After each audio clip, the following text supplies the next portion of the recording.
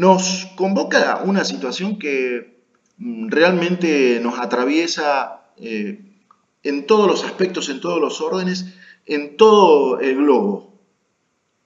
No es una situación que tenga que ver con regiones, sino que realmente esto es una situación inimaginada. Y a partir de ahí nos exige un aprendizaje, una actitud responsable y por sobre todas las cosas un análisis pormenorizado de dónde estamos, cómo estamos y hacia dónde queremos ir. Tu mirada desde París de cómo se está viviendo esta situación de pandemia. Mira, por un lado una precisión, Román. Hay una palabra muy de moda, ¿no? Crisis, que es una palabra griega, que es el momento de la bifurcación, o que sigues para el camino de la enfermedad y vas al abismo y mueres, te degradas, revientas, o tomas el camino de la salud y la recuperación. Claro, si la crisis dura 30 años ya no hay crisis. Es el modo permanente de ser de algo, como es este sistema socioeconómico, extremado en estas formas, que ahora una cosita como los virus, ni revoluciones, ni tomas del Palacio de Invierno, virus, lo hace trastabillar, ¿no? Entonces, este momento de crisis es también el momento de la oportunidad. Otra palabra griega, el kairos, mejor dicho. La oportunidad en la crisis, a ver qué hacemos.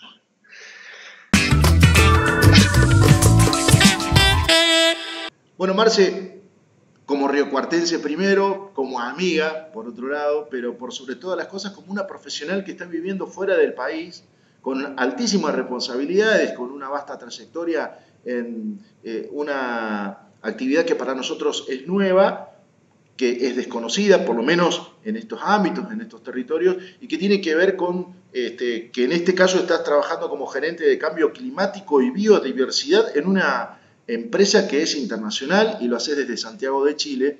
Contanos cómo están viviendo ustedes este momento, desde el punto de vista, primero, personal, pero además desde el punto de vista profesional. Hola, ¿qué tal? Buenas tardes.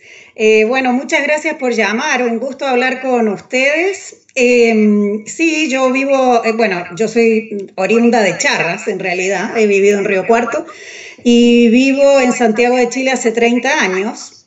Como tú decías, yo trabajo en una empresa minera y he trabajado siempre en los temas ambientales. Actualmente, bueno, yo estoy en la casa haciendo la cuarentena o el aislamiento físico hace 3 semanas, mañana va a ser 3 semanas, primero por una política de la empresa de prevenir los contagios y después, bueno, la cuarentena propiamente tal establecida por el gobierno. Yo vivo en una comuna de la ciudad de Santiago que tiene la cuarentena obligatoria permanente. O sea, la ciudad de Santiago somos más o menos 8 millones de habitantes y está dividida en varios distritos que le llamamos comunas, donde existe la cuarentena esta obligatoria y que debemos permanecer dentro de las casas, es una parte de la ciudad, lo que nosotros le llamamos el sector oriente, que es donde están la mayor cantidad de contagiados dentro de la ciudad. Nosotros podemos salir solamente con un permiso de la policía para ir al médico, en el caso de una emergencia, a una farmacia, a un supermercado, a visitar a algún adulto mayor, a sacar a las mascotas a pasear y nada más. Y igual que nosotros, hay otras ciudades en el sur del país donde se han producido los mayores contagios. En el resto del país, la indicación del gobierno es permanezca en su casa, quédate en tu casa, como ha sido, digamos, la indicación en todo el mundo, dentro de lo posible. Y también lo que tenemos es una medida de toque de queda que rige desde las 10 de la noche a las 5 de la mañana en todo el país, para evitar los traslados nocturnos. Las otras medidas que tenemos son lo que se llama aduana sanitaria o cordón sanitario, que eso se aplica en algunas ciudades y en algunas regiones del país. Eso es básicamente un control que hace la policía cuando uno cruza el límite. La región acá es como una provincia en la Argentina. porque para el norte del país, desde La Serena hasta el norte, prácticamente no hay casos de contagiados. Entonces, la idea es que acá no hay una cuarentena general en todo el país, sino que las cuarentenas obligatorias se dan en las ciudades donde hay más cantidad de contagiados. Y existe esta aduana sanitaria, que es un control que hace la policía, básicamente donde se le mide la temperatura a la gente para ver si tienen fiebre, se controla el caso si las personas, el nombre coincide con las personas que están registradas como que han tenido el examen del COVID o no, para ese tipo de cosas. Y en general, bueno, la actividad económica está muy parada, muy detenida. O sea, lo que funciona es lo que se llaman servicios estratégicos para el país, como es toda la producción agrícola, porque es para mantener el suministro de alimentos de la población, como es, bueno, las compañías de teléfono, de agua potable, de gas, todas las clínicas, los servicios de transporte, igual para mantener la logística del país funcionando. Todas las empresas que pueden, hoy en día tienen a sus trabajadores haciendo trabajo remoto o teletrabajo, y la gente que se desplaza, bueno, es la que cumple funciones, digamos, en esas áreas que tienen que asistir, digamos. O sea, por ejemplo, el mercado mayorista de verduras y frutas y pescado de Santiago, eso sigue funcionando porque es de donde se proveen los supermercados, los almacenes, bueno, para que todos nosotros podamos seguir viviendo tranquilamente.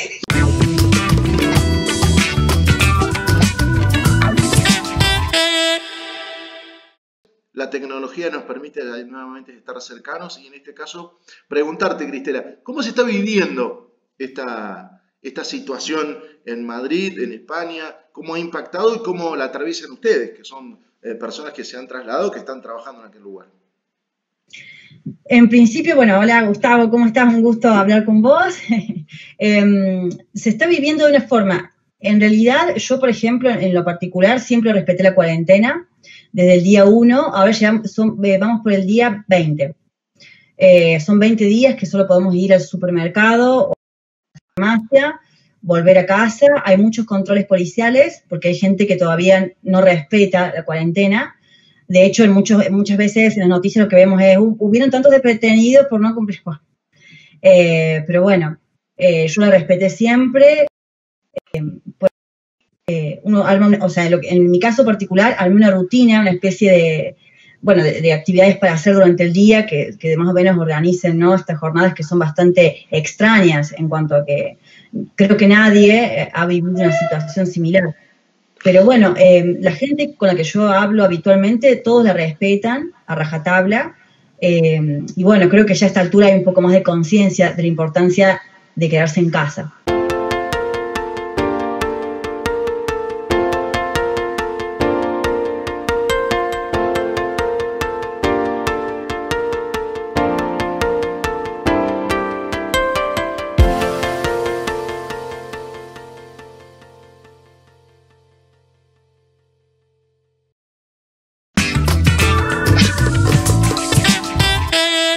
Como una de las máximas figuras que representa la actividad colegiada en Río Cuarto, saber cómo ustedes están atravesando este momento como profesionales de la psicología. Me imagino que esta cuestión de estar encerrados, que la gente por ahí está redescubriendo situaciones y nuevos formatos de convivencia en un esquema que creíamos que era muy habitual y muy común, y ahora con esto de tener que tener aislamiento se modifica sustancialmente este marco de convivencia y esta cuestión cotidiana. ¿Cómo se vive a través del punto de vista del profesional? Me imagino que tendrán consultas, la referencia de gente que se acerca a preguntar cómo se hace todo esto. Bueno, Gustavo, en principio, muchísimas gracias por este espacio, por una pregunta que es bastante compleja, sin duda, porque involucra varios aspectos. Por un lado, me preguntaste cómo uno lo vive como profesional, y yo te puedo decir que uno como psicólogo lo vivencia de una manera muy diversa. Digamos, desde el punto de vista profesional, nosotros nos encontramos en una situación que nos obliga necesariamente a repensar cómo ejercer nuestra profesión en un contexto donde estamos imposibilitados de construir un espacio de intimidad a través del cara a cara en un mismo espacio, ¿no? Y esto mismo le pasa también a nuestros pacientes. Muchos de ellos incluso tienen ciertas dificultades para poder conectarse con nosotros a través de la pantalla. Y sin lugar a dudas también a ellos, como a mí me pasa y a todos como personas creo, tenemos que acostumbrarnos a vivir de un modo quizás distinto al que no todos, pero muchas personas estábamos habituados, ¿no? El de aislarnos y el de quizás encontrar otros tiempos, otros espacios, otras actividades, y el de también encontrar otras emociones, ¿no? Un poco nos pasa eso.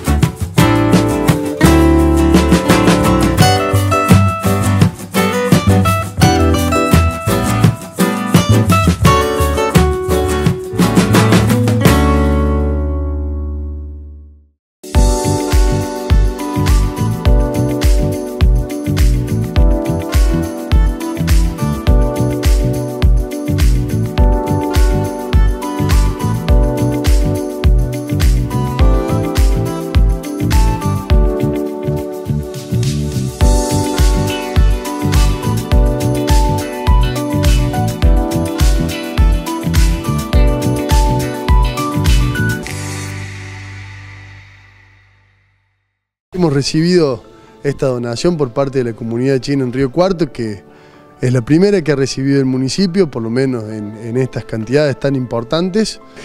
Cuando el intendente tomó la decisión de conformar el Comité Social Permanente y una de las funciones que tenía era la recepción de donaciones, bueno, recibir una donación primero de alimentos para los sectores más vulnerables y ni hablar de la magnitud. Habla muy bien no solamente de la comunidad china, a la cual estamos muy agradecidos en nombre del gobierno de la ciudad, y ha elegido esta ciudad para vivir y se siente parte y por eso quiere compartir y ayudar en este momento que está atravesando el país y el mundo por una pandemia de estas características que sin duda trae problemas económicos y grandes problemas sociales. Así que la verdad que se hayan sumado a esta cruzada que ha intentado generar el intendente municipal y que ya está dando sus frutos, nos llena de satisfacción.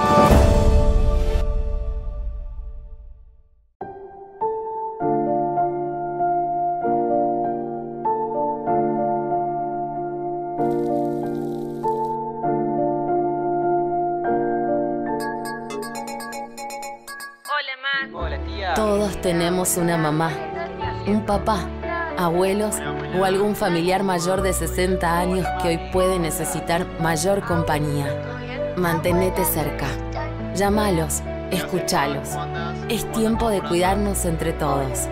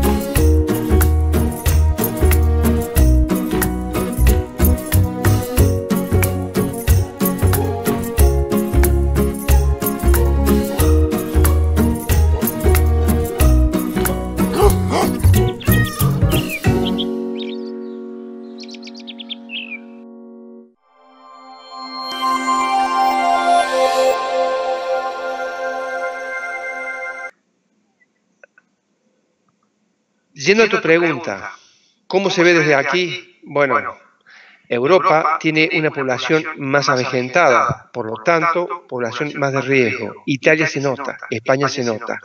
Brasil se va a notar menos, pero las estructuras sanitarias y sociales son menores.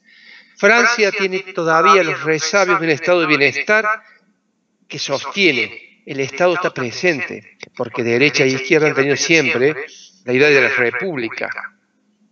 El versito americano y sajón del neoliberalismo de achicar el Estado. Y bueno, en estas situaciones se ve la verdad. Los acontecimientos hacen emerger la verdad que te muestran qué pasa. Hay mucho miedo, Román, mucho miedo, mucha incertidumbre, y rompe los esquemas de cómo estábamos viendo. Esto nos apura o a ser más inteligente o seguir en la tontería y golpearnos todo el tiempo. Lo que pasó en Nueva York, por ejemplo. Lo que pasó, perdón, con. Lo que pasa, la contracara de esto es lo que pasa en Estados Unidos y fundamentalmente en Nueva York. Bueno, estamos hablando del país más rico del mundo, que tiene 42 millones de pobres que viven en condiciones de pobreza y 20 millones en pobreza extrema. Ojo, eso es Estados Unidos. Uno de los países, no el más desigual, pero con mucha desigualdad en la distribución, y la desigualdad ha crecido exponencialmente. No hay... Sí, esas son las condiciones. El que tiene dinero y acceso a la salud puede hacer lo que quiera, relativamente, ya ni siquiera con dinero puede hacer lo que quiera. Y los que no tienen están complicados.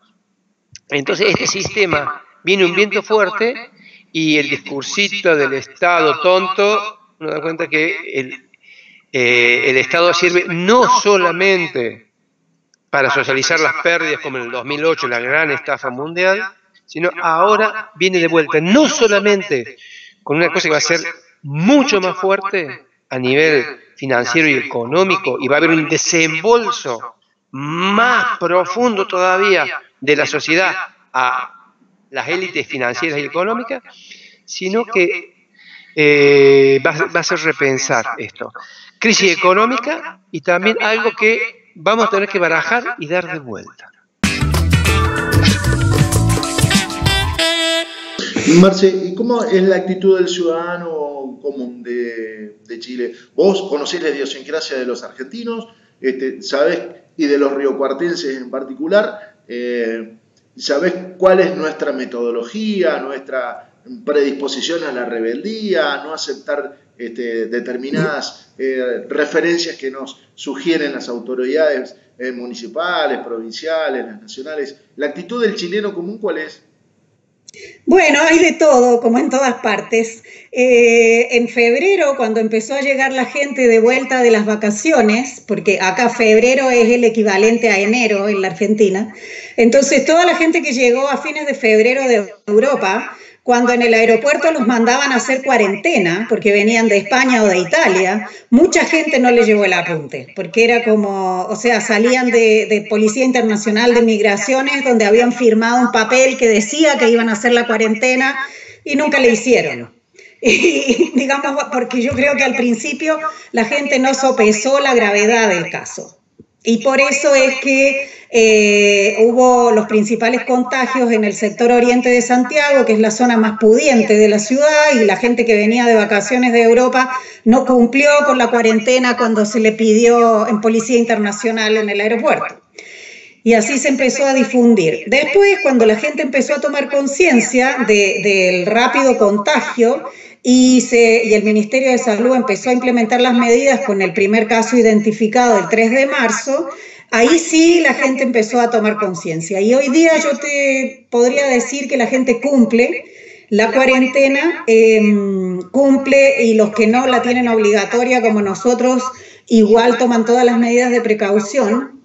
Yo creo que en Chile también hay además de que yo creo que sí, es como más disciplinado, y hay muchas excepciones y anécdotas muy irresponsables de estos últimos días que igual podría contar.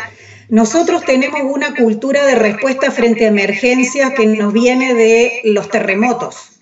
Y entonces hay, de alguna manera, una cultura de que cuando hay indicación de la autoridad de ciertas normas de de comportamiento, por así decir, frente a una emergencia, de alguna manera uno ya lo tiene más asimilado a eso. Así como digamos, con el tema de los tsunamis, ya hay una orden de que cuando te dicen hay que evacuar la costa, la gente evacúa. Yo creo que ese hábito sirve en este caso, donde a uno le dicen quédese en su casa y la mayoría de la gente, yo te diría, que se queda en su casa. Hay anécdotas, por supuesto, pero digamos de rebeldes, que han hecho cosas como bajarse de un avión, le toman el test y en lugar de esperar el resultado, se sube a otro avión y se va a una fiesta de matrimonio al sur. Y entonces contagió a toda la gente de la fiesta. Así que pasa eso acá también.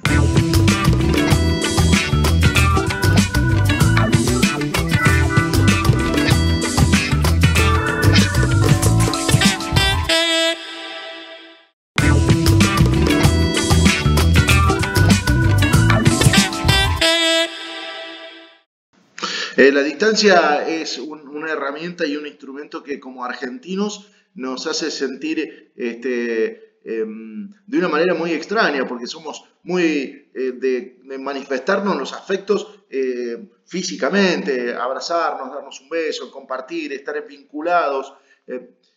Cuando en tiempos normales uno lo transita de una manera más relajada, pero en tiempos donde vos sabés que tenés el impedimento de tener la cercanía o la posibilidad del traslado o del contacto personal, es un poco más complejo. Vos dejaste afectos en Río Cuarto, la familia aquí, ¿y cómo se lleva eso?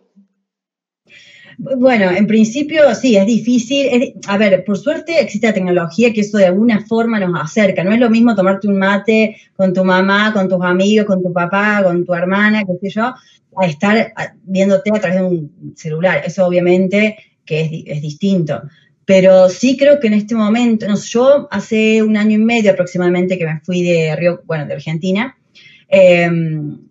y es difícil en cuanto a que estar aquí, por ejemplo, no poder ver a los conocidos, no poder decir, me voy a un bar a tomar una cerveza y hablar cara a cara con alguien, se hace un poco difícil, pero creo que muchos entendemos por qué sucede esto, y si bien extrañamos esa cercanía, ese querer estar con el otro hablando personalmente, y que no haya un dispositivo tecnológico de por medio, en mi caso particular, extraño mucho eso, pero bueno, también no queda otra que adaptarse a esto, lamentablemente. O sea, sí o sí tenés que adaptarte que para estar en contacto con la familia argentina, por ejemplo, necesitas el dispositivo tecnológico. En este caso no queda otra, por ejemplo.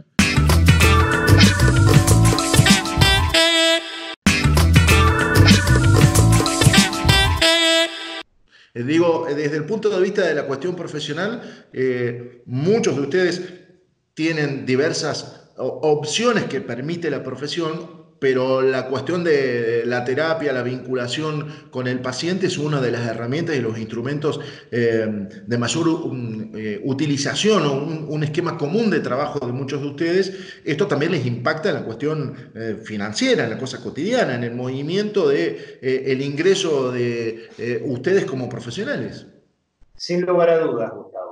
En realidad, desde ese costado, desde esa dimensión de tu pregunta, es una dimensión muy compleja y problemática porque esta situación, que lógicamente ha impactado en el modo de vida de todos, particularmente en los psicólogos, nos ha obligado a tratar de conectarnos a nuestros pacientes de otra manera, a toparnos con, por ejemplo, las obras sociales que inicialmente se mostraron muy resistenciales a poder cubrir los tratamientos terapéuticos de nuestros pacientes, lo cual derivó en que no solo nosotros no podamos trabajar o no hayamos podido trabajar en su momento, sino que también nuestros pacientes quedaron a la deriva en una situación de vulnerabilidad, ¿no? Felizmente, en los últimos días, a partir de algunas decisiones que se instrumentaron desde el ámbito político, las obras sociales están obligadas a poder reconocer el tratamiento a través de estos dispositivos a distancia, y eso ha posibilitado que nos podamos reconectar con nuestros pacientes, y de alguna manera eso ha permitido también que nuestros pacientes puedan transitar esta situación de un mejor modo. Pensá que muchos de nosotros trabajan con pacientes que están en lo que nosotros llamamos una situación de emergencia subjetiva, es decir, que están atravesando cuadros que necesitan de la continuidad de los tratamientos. Así que nuestra situación se ha visto sin duda muy vulnerada, muy precarizada, así como la de nuestros pacientes, y hoy en día podemos decir que tenemos un panorama un poco más claro y más prometedor a partir del reconocimiento de las obras sociales de lo que son los tratamientos online.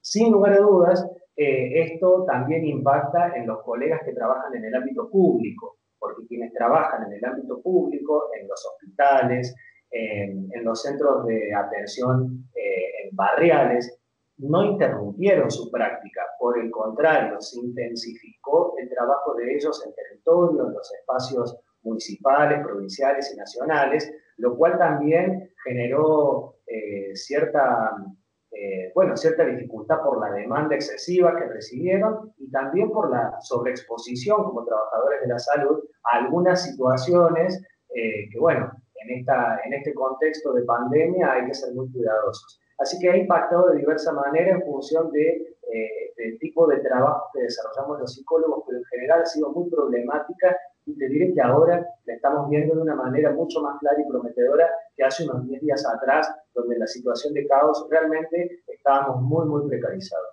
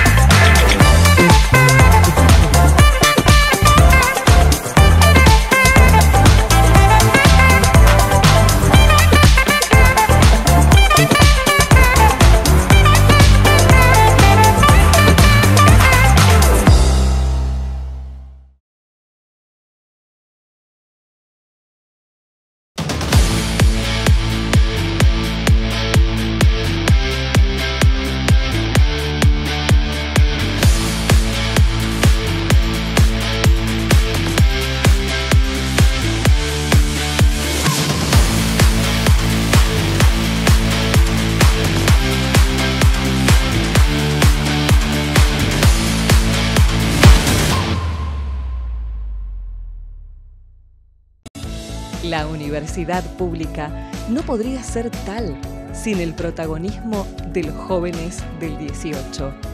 Hoy reafirma más que nunca el derecho irrevocable a seguir creyendo, creando y creciendo al servicio de una educación pública y gratuita de toda una región. Inclusión, equidad y compromiso educativo de una universidad para todos.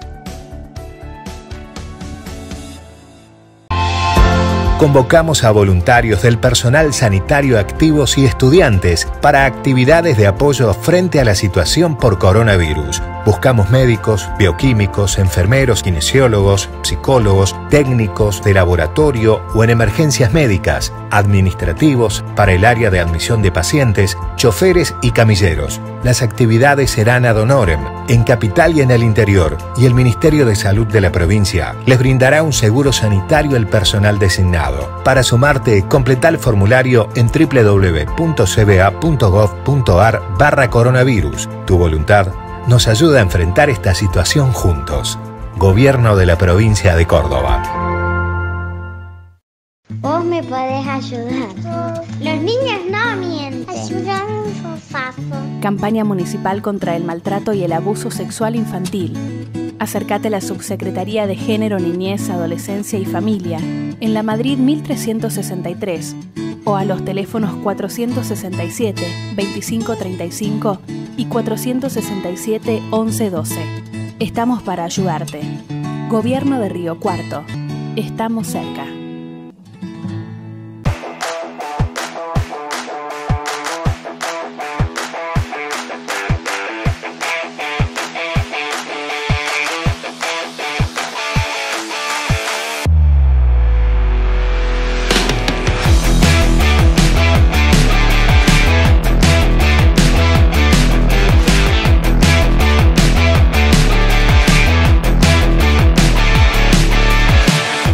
Salud y Gestión tiene como foco principal la autogestión de instituciones públicas como hospitales municipales, centros de salud, dispensarios, proporcionando como herramienta una plataforma online de gestión de salud pública, sin costos de instalación ni canon fijo mensual. Nuestra propuesta refiere al recupero de prestaciones médicas brindadas por su centro de salud, sumando tecnología como historia clínica digital portable, mapa de salud, control de stock de farmacia, seguimiento de internaciones, manejo de turnos, estadísticas de salud y sistematización de proceso de facturación. La novedad es que incorporamos una tarjeta de identificación ciudadana para mejorar y simplificar la atención del paciente. Nuestro sistema nos permite mantener informada a la comunidad a través de WhatsApp y SMS de lo que el municipio necesite comunicar. Actualmente, más de 25 municipios y comunas nos han elegido por la accesibilidad y beneficios, obteniendo como resultado mejoras en su recaudación y atención sanitaria.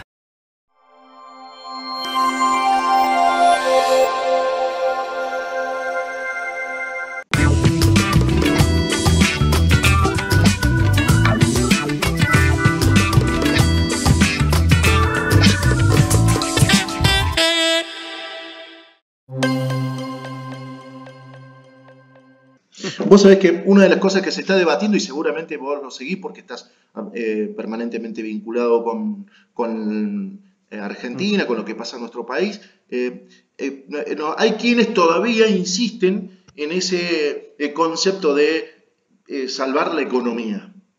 Y desde ese punto de vista tejen una presión para que el gobierno, si bien es cierto, tiene que dar respuestas desde todo el compromiso social y de salud, algo en el que ellos no creen, un concepto en el que no creen, anteponen el interés de la cuestión económica, y desde ahí surgen situaciones de crítica, posiciones de agresión, incluso hasta de irresponsabilidad a la hora de hacer planteos, y incluso nos hemos dado cuenta que hasta celebran cuando se comete un error en una decisión gubernamental en este tiempo de crisis tan profunda.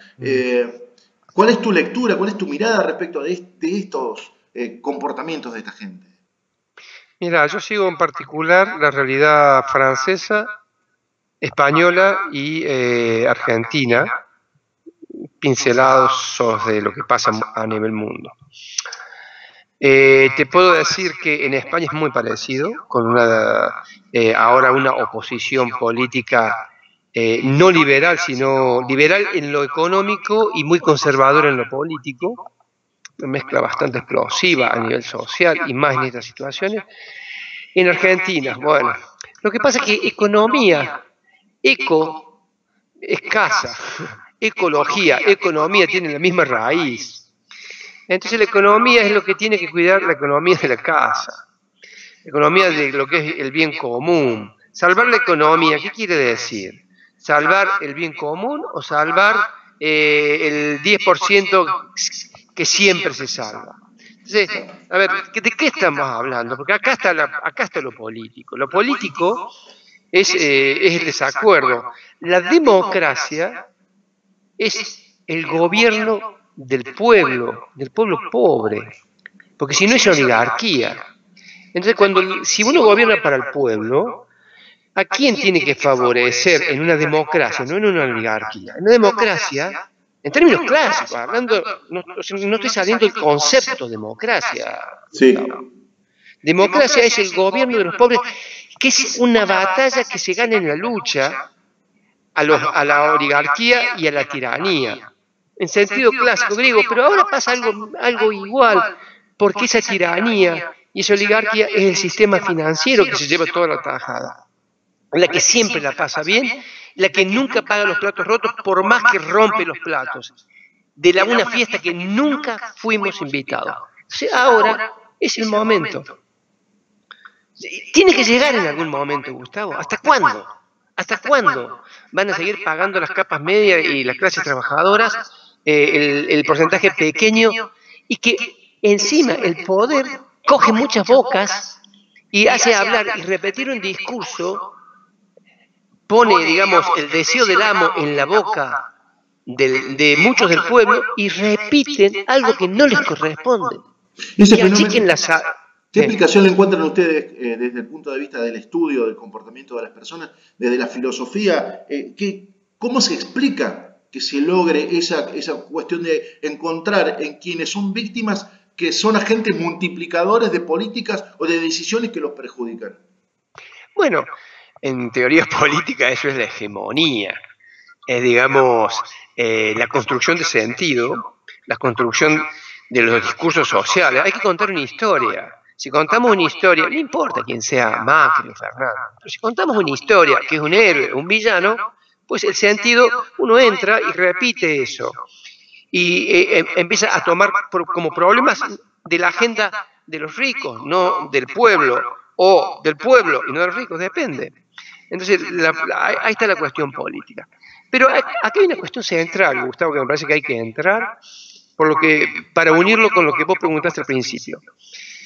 En política, el desacuerdo siempre es constitutivo e inherente a las relaciones. No hay que tenerle miedo a la confrontación, al antagonismo político. Es normal, es como en el matrimonio. O tú no discutes con tu mujer, vamos. Sí. O yo no discuto con mi mujer, o nadie discute con su mujer, o con su hijo, o con los colegas. Ahora, ese antagonismo es la muerte del otro para que yo gane, o tenemos que encontrar una forma de poder canalizar las diferencias para hacer algo mejor. La diferencia está muy bien. Lo que veo en Argentina es que es muy River Boca, como en España, Real Madrid, Barcelona. No, las emociones son parte fundamental de lo político, pero en algún momento hay que asentar la inteligencia y el pensamiento colectivo. Si yo contigo, Gustavo, no pensamos igual porque nuestras biografías son diferentes, en buena hora, como me pasa con mi mujer. Es decir, es muy difícil pensar igual que otro, igual. No pienso yo igual que mi hermano mellizo, imagínate. Entonces, por lo tanto, me parece a mí que el momento de la oposición tiene que cambiar. Lo veo en las redes sociales, es patético el comportamiento en España, en Argentina. No hace falta ser condescendiente ni con el gobierno, ni pusilánime, ni digamos, un malvado con el gobierno a priori, porque antes que se lance la pregunta, yo ya tengo la respuesta. El gobierno es estúpido, son populistas y son unos negros atorrantes. A ver, pensemos dos dedos de frente, Gustavo, ¿o no?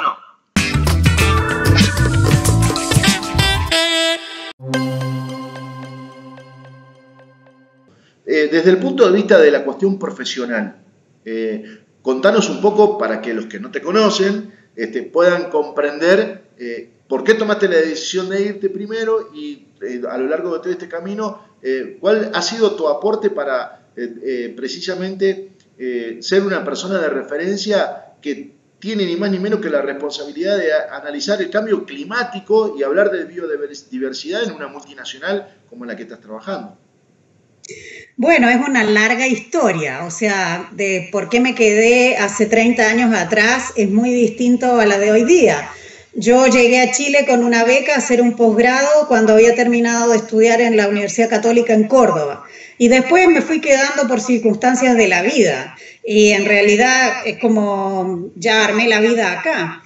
Yo trabajo en los temas ambientales efectivamente desde el año 94. Yo hice un magíster en gestión ambiental acá, en la Universidad Católica de acá, y después hice otro magíster en gestión ambiental en la Universidad de Yale en Estados Unidos. Y he trabajado, bueno, siempre en este tema. En la minería en particular llevo trabajando 12 años. Bueno, la minería es la principal industria de Chile, es la principal fuente de ingresos al país, es el equivalente a lo que yo podría decir en la Argentina el sector agrícola, ¿no? O sea, la soja es a la Argentina lo que el cobre es a Chile. En ese sentido, por ejemplo, la minería es una de las industrias donde el gobierno pidió que no se detuvieran por considerarla una industria estratégica para el país. Y en el caso nuestro en particular, aunque, digamos, no están detenidas las faenas mineras, todas las compañías sí tomaron todas las medidas de control para evitar el contagio, de reducir la producción a lo mínimo mínimo. Es decir, hay equipamiento en la industria que no se puede detener. Uno no detiene de golpe, digamos, de un día para el otro una planta que procesa mineral. Pero están funcionando con la dotación mínima. Por ejemplo, en el caso nuestro, que es hay una mina de cobre aquí en la misma región metropolitana, que normalmente trabaja con una dotación de 6.000 trabajadores, hoy nosotros tenemos 1.200 personas nomás, para poder tener más distanciamiento entre ellos en los campamentos donde viven, ¿me entiendes?, donde comen, para evitar el contagio. Y así lo han hecho todas las otras empresas mineras. Es decir, la minería continúa trabajando, pero a su mínimo.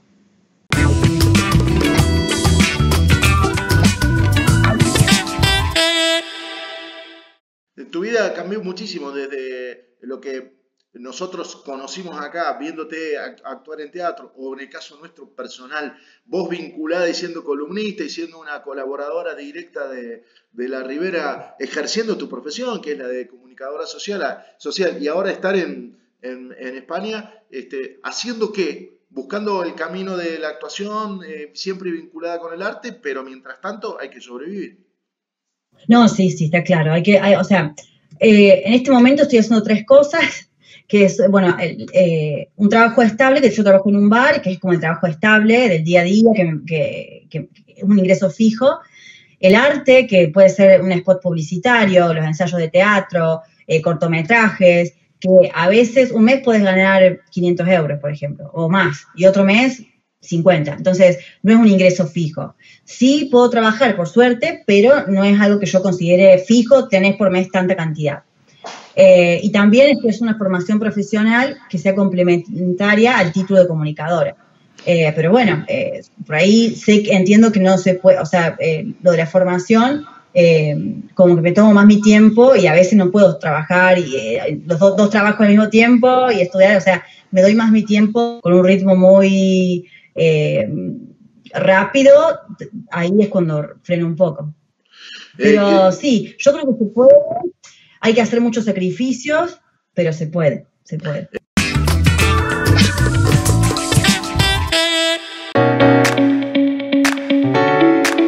Auspician La Ribera Televisión, Gobierno de la Provincia de Córdoba, Córdoba entre todos. Municipalidad de Río Cuarto, estamos en marcha.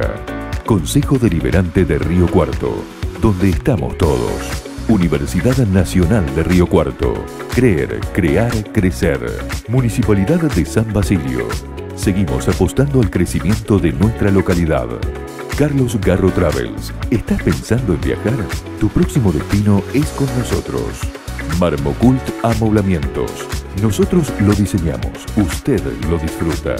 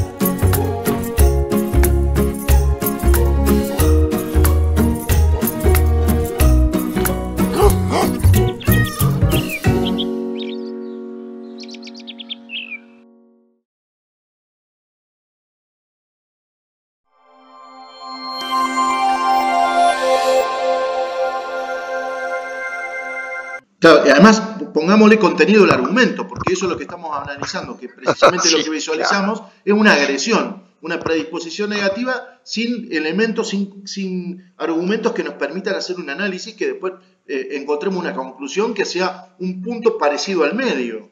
Sí, lo que pasa es que se usa el coronavirus para machacar a otro, cuando en realidad la victoria o el fracaso de las políticas de Estado hacia este dilema, este conflicto, este desafío, es de todos, no es solo del gobierno. ¿Entendés? Es decir, no hace falta ni ser ni peronista, ni pro, ni comunista, ni ecológico. A ver, cada cual tiene que aportar, tenemos que entender, abrir el debate, tener una condición más de ética ciudadana, pero sí con un concepto que hoy se pone en el tapete, lo común. Eso es ya una teoría política. Hay un espacio de lo común que hay que trabajar, que hay que promover, que no es mercado, porque fíjate, la economía es la casa, el ágora es el mercado, la eclesía, decían los griegos, que es el lugar donde se toman las decisiones políticas, donde se decide. Entonces, el mercado no puede decidir, y hoy por hoy, una situación como esta, uno dice, la salud, ¿quién la decide entonces? El mercado, el que tiene dinero se salva, el que no tiene dinero se joda. Y no. A ver, esto es política. Lo que está pasando es política. ¿Por qué? Porque hay que decidir por el bien común. Entonces la economía tiene que subordinarse a la política. Toda economía es política, pero tiene que comandar la política. Y la oposición tiene que entenderlo, no como destrucción del que decide ahora, que lleva las riendas, sino como control. Pero un control firme, en serio, no tonterías. Por ejemplo, que se bajan los sueldos a los políticos. No sé si es hoy el debate. Por supuesto que hay que ver la corrupción, es un problema, y no estoy justificando a nadie, estoy diciendo, pongamos qué es lo importante, qué es lo urgente, pero no perdamos de vista eso y esa visión estratégica. Entonces, cada uno se muestra a sí mismo en su opinión, en su decisión, en su acción. Y el rol de la prensa, como el caso de la Rivera y en tu caso particular, es clave en esta situación.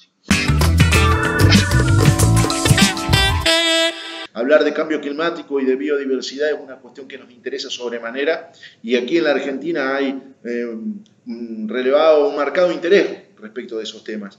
Algo que quieras dejar sobre el final, te decía, nosotros, esta entrevista que estamos haciendo y nuestro programa se emite en todo el territorio, y una de las localidades con las que tenemos un acercamiento muy grande, muy fuerte, un vínculo que realmente nos llena de placer, es con tu localidad de origen, que es con Charras. Charras, Olaeta, Bengolea, Ucacha, todos esos pueblos, a través de Teleco de Ucacha llegamos a esos hogares y a todo el territorio también a través de esa señal. ¿Algo que quieras dejarnos sobre el final? Bueno, o sea, como es el mensaje que hemos transmitido por todos lados, quédate en tu casa. Eso es lo primero que podría decir. Es todo un desafío, es todo un cambio en la vida de las personas.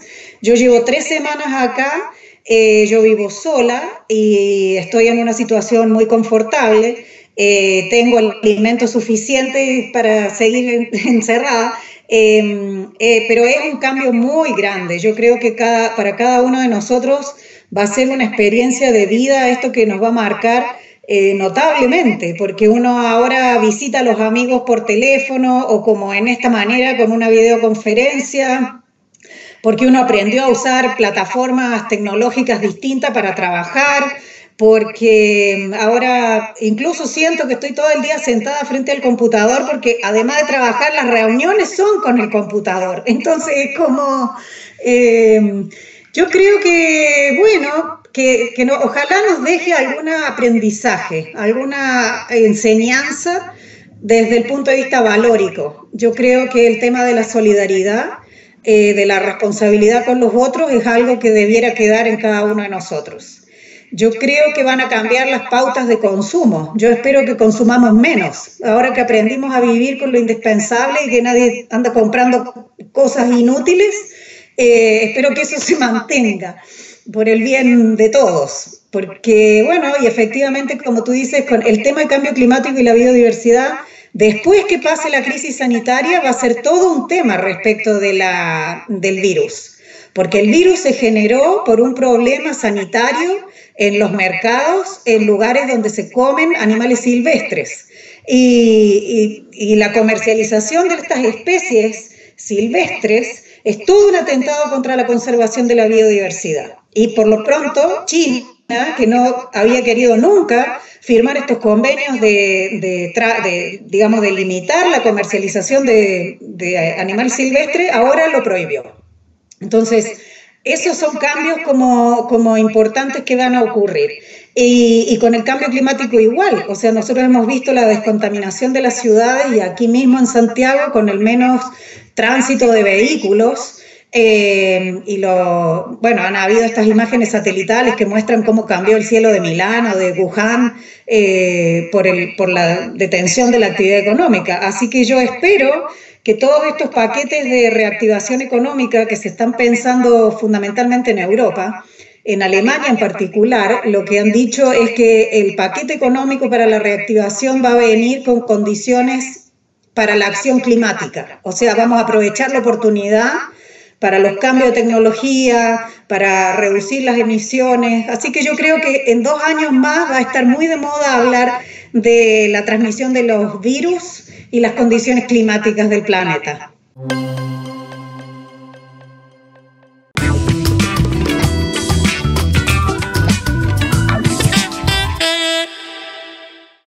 Aprender fundamentalmente, ¿no? Aprender a mirar al otro, a entender las sensaciones del otro, que no nos aislemos desde el punto de vista del funcionamiento que en este caso nos lleva a la matriz. Porque este encierro, precisamente el desafío que nos propone es ocuparnos de nosotros y de nuestro contexto más cercano. Y a partir de ahí empezar a entender que la convivencia, como nosotros habitualmente la entendemos, tiene un montón de cuestiones que vamos descubriendo y vamos aprendiendo de la persona que tenemos al lado y que creemos conocer. Y sin lugar a dudas, a partir de ahora, este aprendizaje es el principal capital, ¿no? El tener la capacidad de ver y de aprender del otro. Totalmente. Y creo que en este contexto de aislamiento, es una oportunidad para todos en algunas cosas, o a mí me interesa a veces acentuar esa dimensión de la situación de aislamiento más allá de lo pesado que puede resultar para muchos, pero también pensemos que es una oportunidad para repensar un montón de cuestiones, desde las cuestiones más personales y subjetivas en relación a lo que uno concibe como su vida y su proyecto de vida, ¿sí? Hasta las cuestiones que tienen que ver con los vínculos, y después quienes toman decisiones institucionales también repensar su hacer profesional, ¿sí? Creo que tenemos que permitirnos, o al menos me gusta también dejar este mensaje, permitirnos hacer un paréntesis en nuestra vida, cuando muchas veces circulan, inclusive uno, ¿no?, da ciertas indicaciones de cómo aprovechar el tiempo en el ámbito hogareño para no aburrirse, para no caer bajo la situación del estrés o de la incertidumbre. Bien, está bien, tenemos que aprovechar el tiempo, hacer eso que no habíamos hecho en algún momento, aprovechar para leer, conectarse con la familia, pero también tenemos que permitirnos que el tiempo discurre y que el tiempo pase, y que sucedan cosas interiores que nos movilicen para repensar, cuando podamos salir, ¿qué vamos a hacer? Sí, el único error que por ahí no deberíamos volver a cometer es seguir siendo los mismos que antes de la pandemia. Si seguimos siendo los mismos, con los mismos comportamientos y con las mismas miradas, no aprendimos nada, ¿no? Exactamente, creo que justamente estas situaciones nos tienen que servir para repensar y para transformarnos, no para esperar cuándo va a levantarse la situación de aislamiento para volver a repetir y a llevar la vida cotidiana que llevábamos sin ni siquiera habernos cuestionado algo.